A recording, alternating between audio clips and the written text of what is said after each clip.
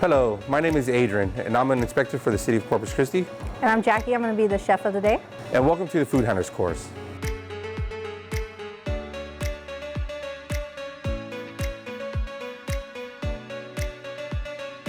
All right, Chef, what's the first thing you do when you start your day? First thing I do is I come in, I put on my hairnet, and then I will go and wash my hands.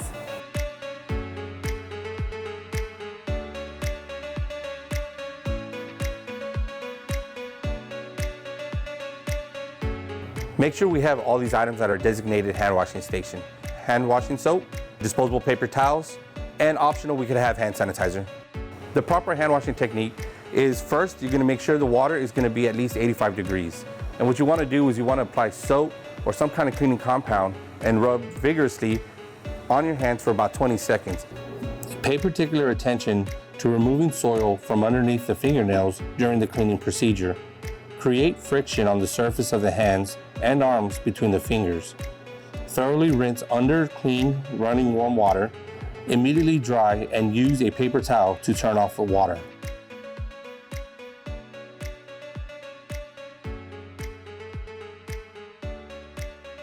One of the most important times to wash your hands is after touching any of your body parts, including your exposed arms. Also after using the restroom, carrying or handling with service animals or aquatic animals. Another big important one is after we cough or we sneeze. After using tobacco products such as a smoke break, after handling trash, coming in after a break, after eating and drinking. Also when we're touching dirty dishes, we want to make sure we wash our hands. During food preparation, it is necessary to wash our hands often because what that does help remove any kind of soil contamination that's in our hands. Another time we want to wash our hands is when we're switching between working with raw foods and ready to eat foods. When we're switching gloves, changing gloves, we want to make sure that we wash our hands before we put on a fresh pair of gloves. And one major important fact is that hand sanitizers do not replace soaps. So we want to make sure that we're not using hand sanitizers as the only means to make sure our hands are clean.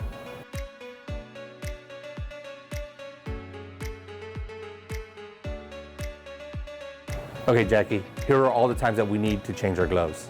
After working with raw meat, also when switching from one food to another, when switching between tasks, especially after taking out garbage, after taking a break, after 4 hours of consistent use because the bacteria can multiply to dangerous levels at this time.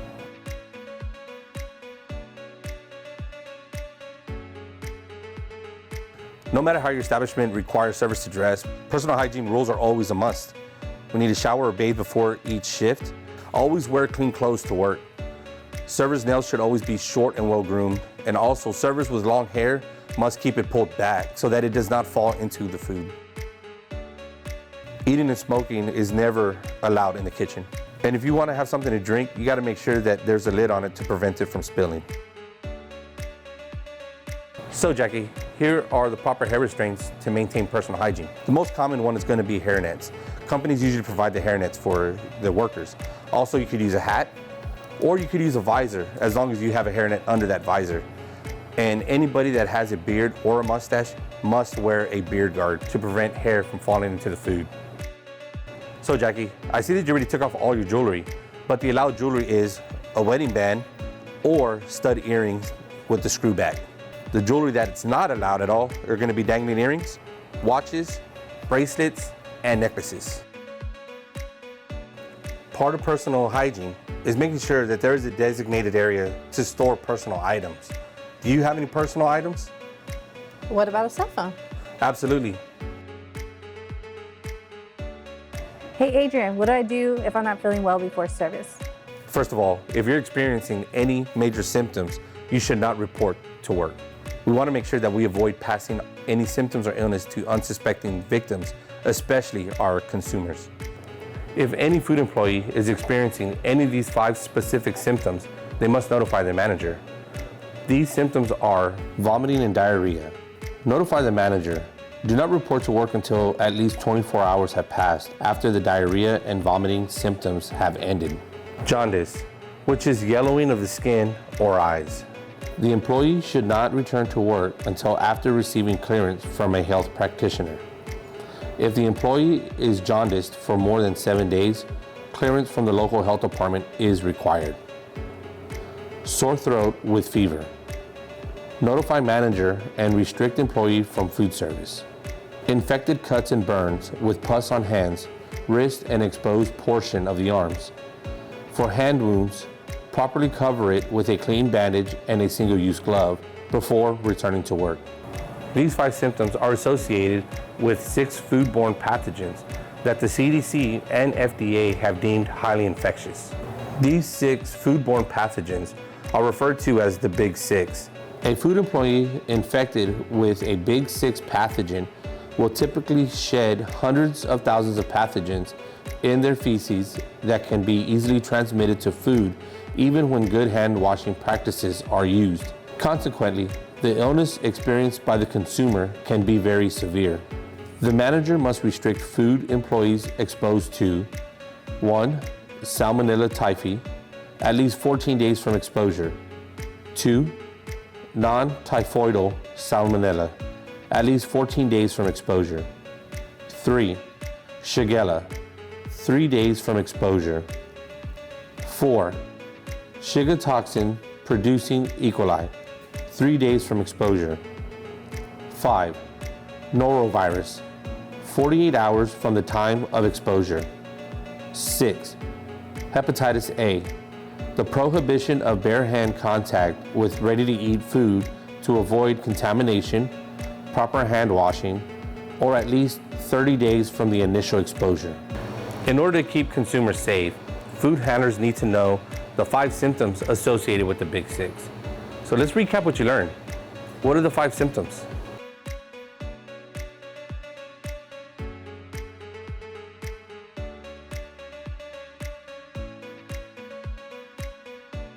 So we have vomiting, diarrhea, jaundice, sore throat with fever, infected cuts, burns, and lesions with pus. Excellent job, Jackie. You nailed all 5 of them. Just to recap, if you're feeling any major symptoms, make sure you report it to your manager. And most importantly, do not report to work until you are 24 hours free of the symptoms.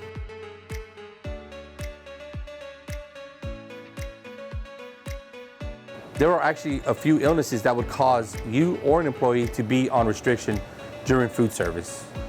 Restriction would mean that food employees' activities are limited to prevent the risk of transmitting a disease that is transmissible through food. A restricted employee cannot work with exposed food, clean equipment, utensils, linens, or unwrapped single-service or single-use articles. And in addition to restrictions, there are some illnesses that would cause exclusion. So exclusion means a food employee is not permitted to work in or enter a food establishment as a food employee.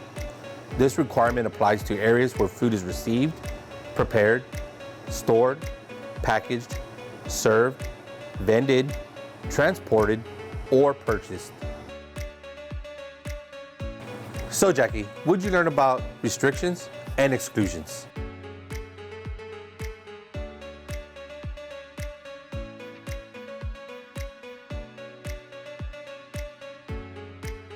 So restriction means an employee is allowed in a food establishment, but not around exposed foods or utensils.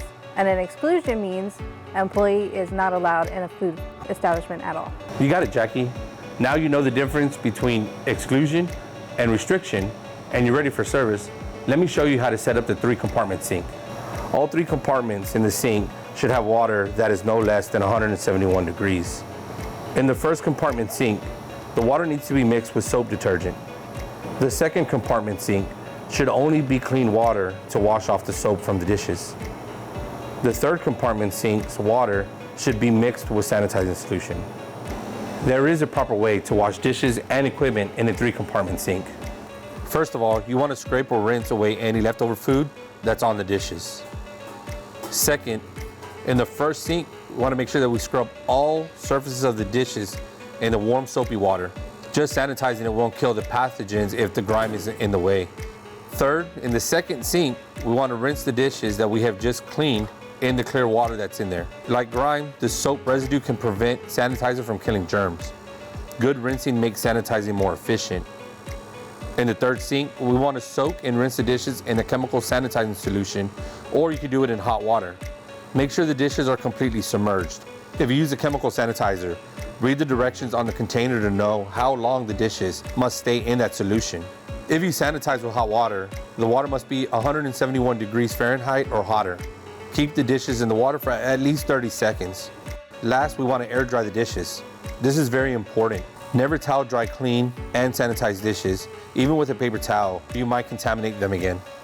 So Jackie, I want to make sure you know that cleaning means using soap and water to remove food particles, grease, and grime, while sanitizing means using chemicals or hot water to kill pathogens or germs after cleaning. The correct use of sanitizers and knowing how to test the sanitizers is extremely important for any food handler. You want to make sure that you have your testing strips to test your sanitizing liquid to make sure that the liquid is still effective. If you need to wipe down any surfaces, we need to make sure that we have our sanitizing buckets with the rags stored in there. And we also want to test the sanitizing water to make sure that it is at the proper ppm. I want to show you the two different types of testing strips that you will notice at a dish pit. This one right here will test for what they call quats, which is a form of sanitizing solution that does get rid of germs. This one right here will test for chlorine, which you can also use as an alternative to quats. So both strips will test different chemicals that are being used, but they are both equally as important. We can see here all these items have been sanitized, so now they must be air dried. Drying items with a cloth or paper towel could recontaminate them with pathogens. Obviously, not all equipment will fit in the 3-compartment sink, so that is why we use a technique called cleaning in place. It's cleaning big items such as stoves, ice cream makers, deli slicers, and refrigerators. First, what you want to do is turn off the equipment and then unplug it from its power source. Make sure that no one accidentally plugs the equipment in while it's being cleaned. One way to do this is by using locks or tags.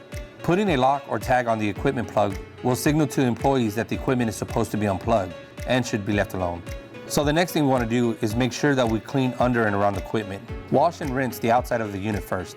Cleaning around and underneath the equipment will prevent contamination in this area from getting inside the unit after you clean it. Clean and sanitize removable parts. We want to follow the instructions and standard operating procedures to clean the interior of the unit. Any parts that are small and removable should be cleaned thoroughly. This can mean soaking them in solution, using special cleaning tools, or taking them to the 3-compartment sink for cleaning. Next, we want to wash and rinse all surfaces. Clean the interior surfaces that can't be removed. Wash and rinse these surfaces according to instructions and standard operating procedures. Wipe or spray all surfaces with sanitizing solution. When the interior and exterior are clean, wipe or spray them down with sanitizing solution. Air dry all parts.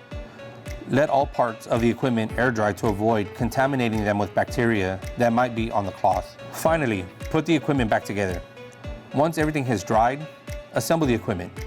Re-sanitize any surfaces you may have contaminated during assembly.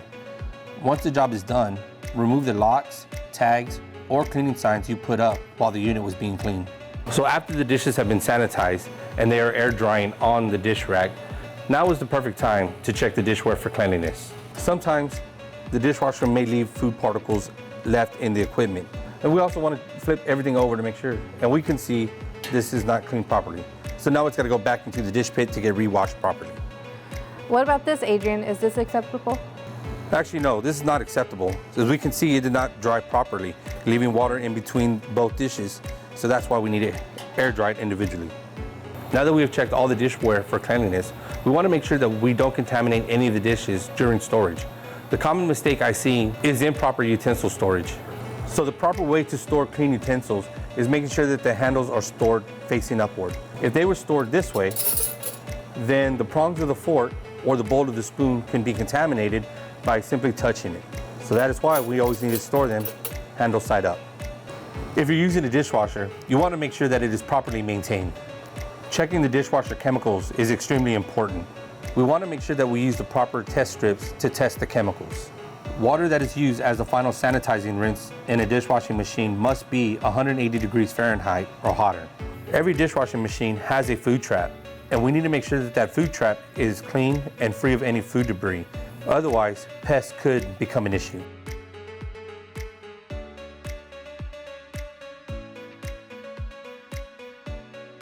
Now I want to talk to you about one of the most important aspects of food service, and that's proper storage of toxic items.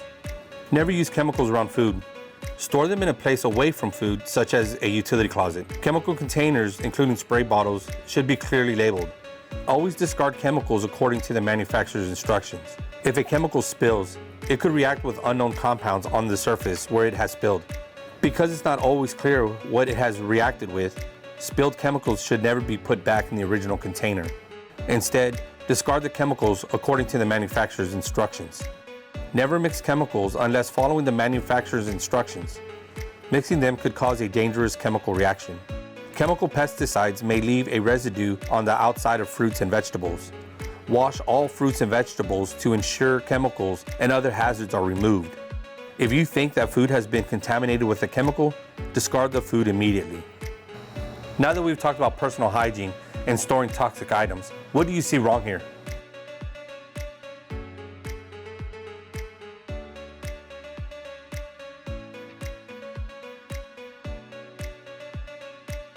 First of all, I see a cup with no lid.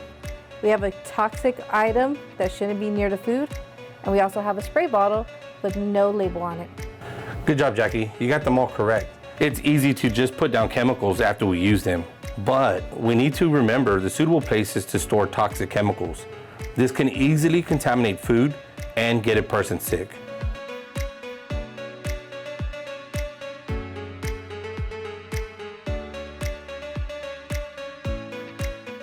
Now we're going to move on to kitchen prep.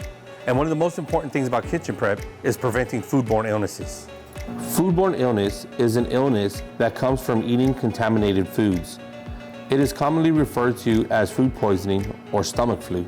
A foodborne illness outbreak is an outbreak with 2 or more confirmed cases of a similar illness resulting from the ingestion of a common food. Foodborne illness risk factors. Outbreak data repeatedly identified 5 major risk factors related to employee behaviors and preparation practices in retail and food service establishments as contributing to foodborne illness. 1.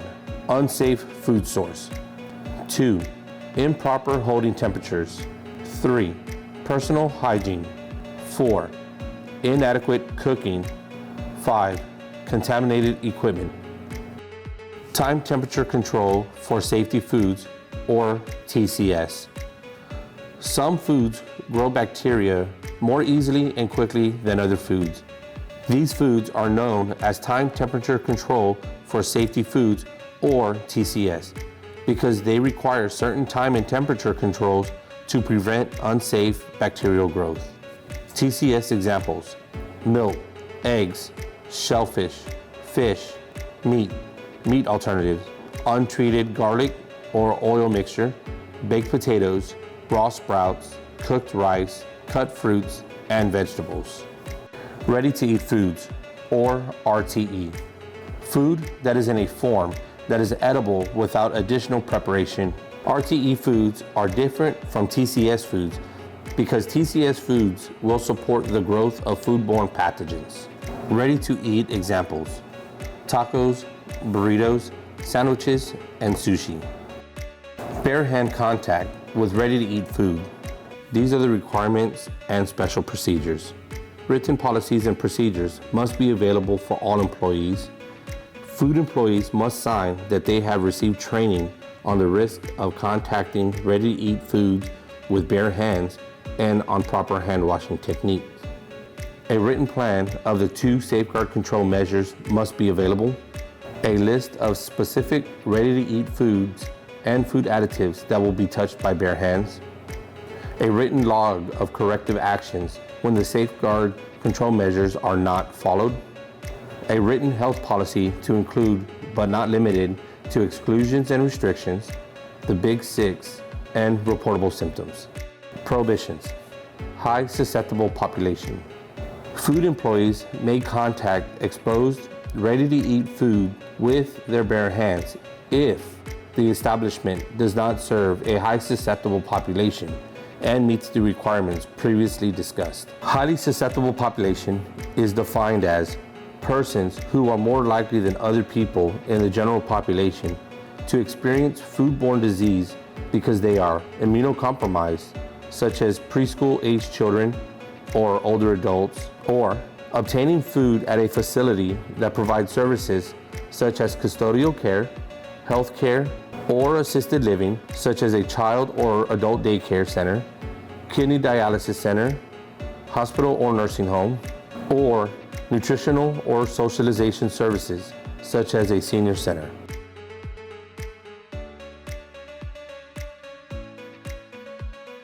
These are the associated risks with contacting ready-to-eat foods with bare hands. Higher risk of contaminating foods.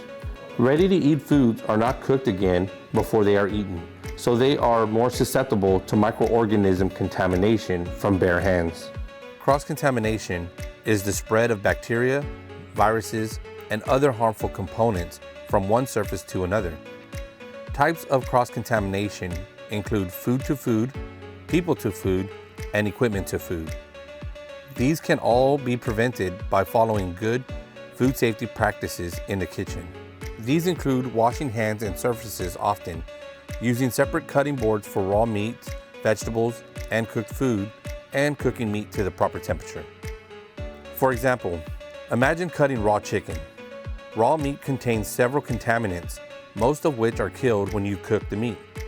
Yet, these contaminants are also on the surface of the knife where they can stay active for a long time.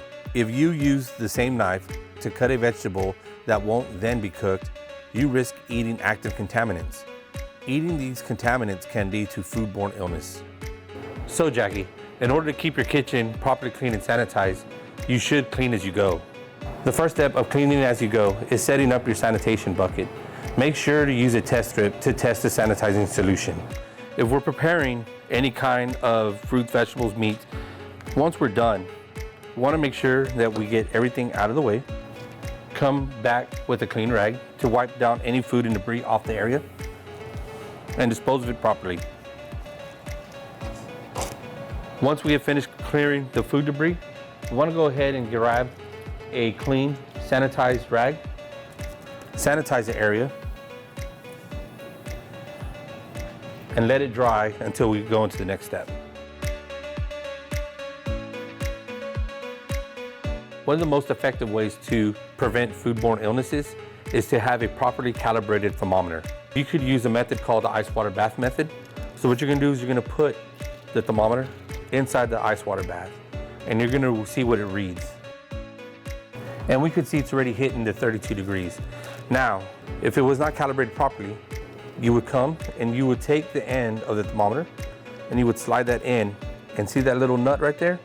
This would grab it and you would put it right back in the ice bath and you would adjust it to get to the 32 degrees.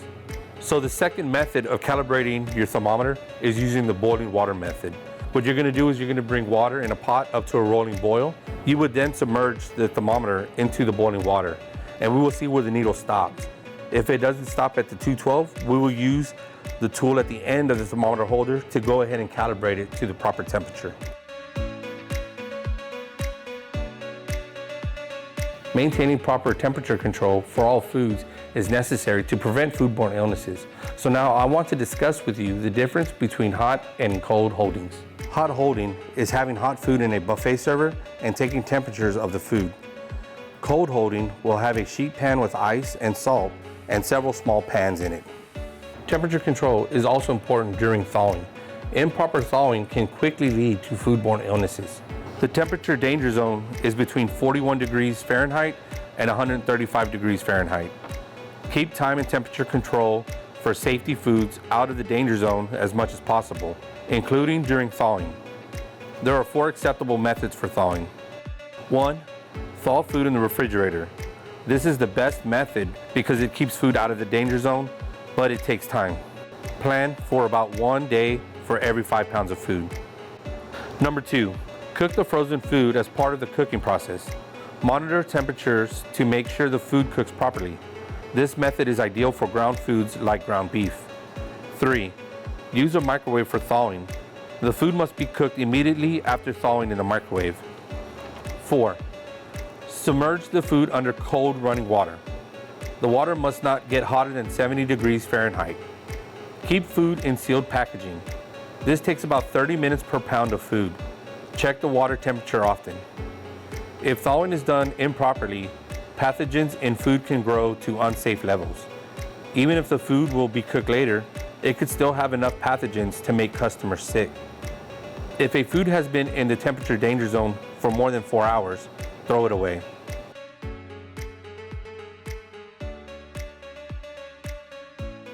Hold on, Jackie. I see you're about to use a wooden cutting board. You don't want to use a wooden cutting board because you can cut into it and create either wood splinters to get in your food, and at the same time, it can create mold buildup in there, and the mold will penetrate the wood. So I would recommend using a plastic cutting board. Something like this is better because it doesn't create any kind of splinters that will get inside the food, and if there is any mold growth, it's a lot easier to clean off.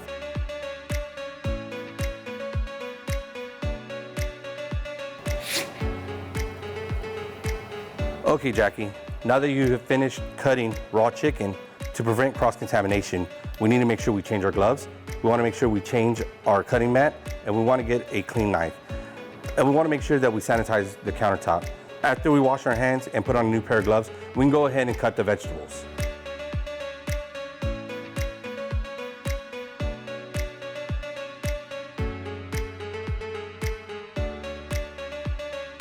Here are the safest temperature stages when cooling food. The first step is to get the food between 135 and 70 degrees Fahrenheit within 2 hours. The second step is to get the food between 70 degrees to 41 degrees Fahrenheit within additional 4 hours. Total time will be 6 hours. Okay, Jackie, now I want to explain to you the proper method of cooling down food. Divide food into smaller portions using shallow containers. This makes it much easier for heat to escape and helps food cool faster. Cover food loosely while it cools in the refrigerator so that heat can escape more easily. If nothing can contaminate the food from above, you can leave the food uncovered while it cools. Once food has finished cooling, cover it tightly. Stir food frequently to help heat escape. Use metal containers to cool foods since plastic transfers heat more slowly than metal. Cool food in an ice bath. To use an ice bath, surround a container of food with ice water that goes above the level of the food inside the container, but does not spill into the container. Stir the food to move the colder food from the edges into the warmer center. Add ice as an ingredient to food, or stir liquid foods with an ice paddle. Placing ice or an ice paddle in food will drop its temperature quickly. Use blast chillers and tumblers to cool food to refrigeration temperatures. These machines are particularly helpful for cooling large amounts of food. Combine methods to cool food even faster. For example, food workers could place food in an ice bath and stir it with an ice paddle, or they can divide food into smaller portions and cover them loosely in the refrigerator. Accurate temperature control will help reduce the chance of creating foodborne illnesses, but there are also other hazards that we need to prevent. Here are some hazards to be aware of in any food establishment.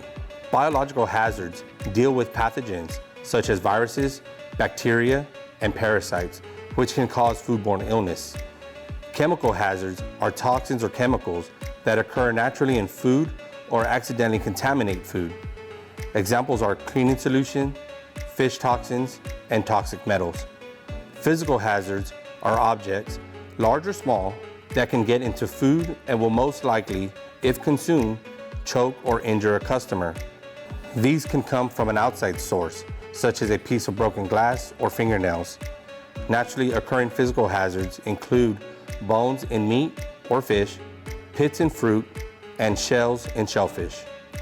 A list of food allergens or a poster of food allergens should be posted and visible for all employees to see. I want to explain to you the importance of time and temperature control. Bacteria needs the right conditions in order to grow and produce dangerous toxins. They thrive at 41 to 135 degrees Fahrenheit and need time to grow. Some of these foods known as the TCS foods are especially susceptible to this bacteria growth, so they must be carefully monitored for time and temperature. If any of these foods are left at a dangerous temperature for too long, bacteria will quickly multiply and that will make them unsafe to eat. So here's a list of proper cooking temperatures for the different types of food. For poultry, stuffing that includes meat, stuffed meats and pastas, you want to cook them at 165 degrees Fahrenheit. For the ground meat, Seafood, marinated or tenderized meats, those want to be cooked at 155 degrees Fahrenheit. For whole seafood, beef, pork, veal, and lamb, you want to cook them to 145 degrees Fahrenheit. Ready to eat, hot held foods, fruits, and vegetables, you want to cook them to 135 degrees Fahrenheit. Temperature danger zone. Again, the temperature danger zone falls between 41 degrees Fahrenheit and 135 degrees Fahrenheit. And this is where bacteria growth thrives. Even after cooking, foods shouldn't remain in the temperature danger zone for more than 4 hours. Label and dates. Every container in storage needs to be labeled and dated. Label and dates are important because it needs to be clear when food was first cooked and put in storage. Different foods have different storage times. Food should not exceed their specific expiration date because at that point, food pathogens will start to grow. Okay, Jackie, now I want to see if you remember the proper cooking temperatures for the different types of foods.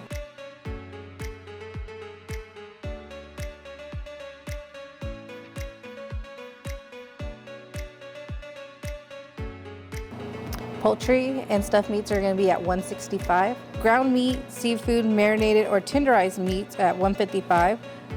Beef, pork, veal, lamb at 145. And ready to eat hot held food, fruits and veggies at 135. Great job, Jackie. You got all the temperatures correct. Now I want to talk to you about food receiving.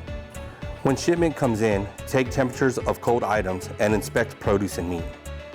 One of the safest methods of food storage is the FIFO method. FIFO stands for first in, first out. Items that have been received first need to either be used first or they need to be moved up to the front in storage. Here are some important facts about cold storage. Walk-ins. The recommended refrigerator temperature is 41 degrees Fahrenheit, and for a freezer, the temperature should be 0. Arranged by proper food storage order. The proper order is from lowest cooking temperatures to highest going down. This is done to prevent juices or other liquids from higher temperatures contaminating foods that won't reach that temperature. So Adrian, now that we have the food in the containers, how do we properly store the containers in a fridge or walk-in? Okay, well let me show you. So we want to make sure that the container is covered with a sturdy lid, so when we stack the containers, they will protect the food on the inside. Just remember the proper food storage order when stacking these containers. There are also important rules for dry storage. All items in the storage must be 6 inches off the ground or on a pallet. When we are putting away the food from the delivery, we should check all storage rooms or closets for any signs of insects or rodents. Pest control. Block entry points. Eliminating entry points for pests will help keep them out of your establishment. This could include patching holes in walls and keeping doors closed as often as possible. In addition to this, inspecting food shipments for signs of pests and rodents can help keep pests out of your establishment. Eliminate sources of food, water, and shelter. Pests are always on the hunt for food, water, and shelter. Denying pests those necessities will deter them from entering and staying in your restaurant.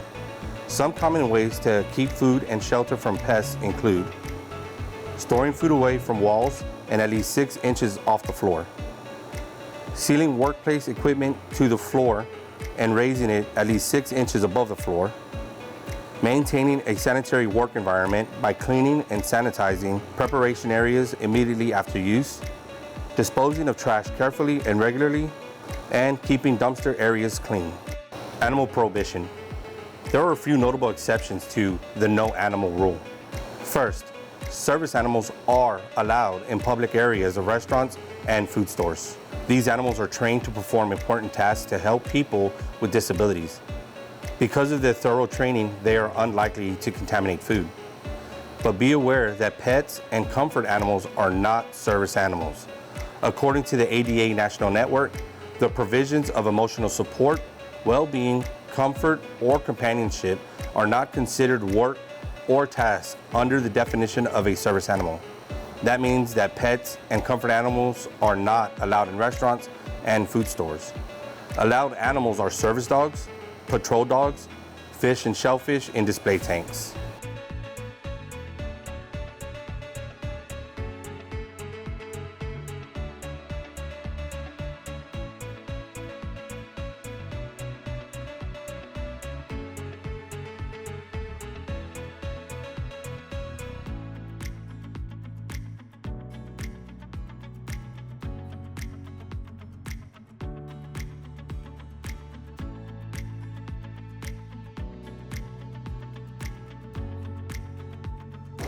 Occasionally, you may be cooking in a microwave.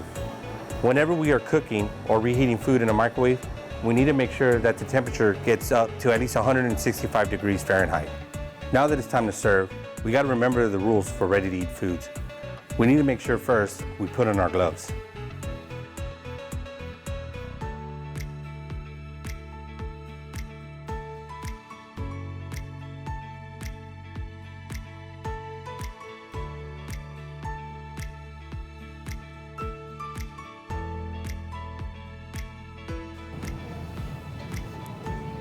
Thank you.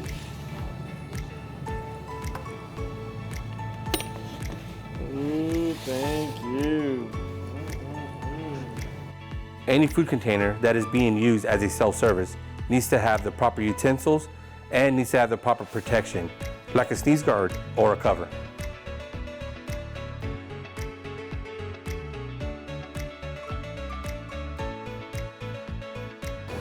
Congratulations, you have completed the Food Hunters course.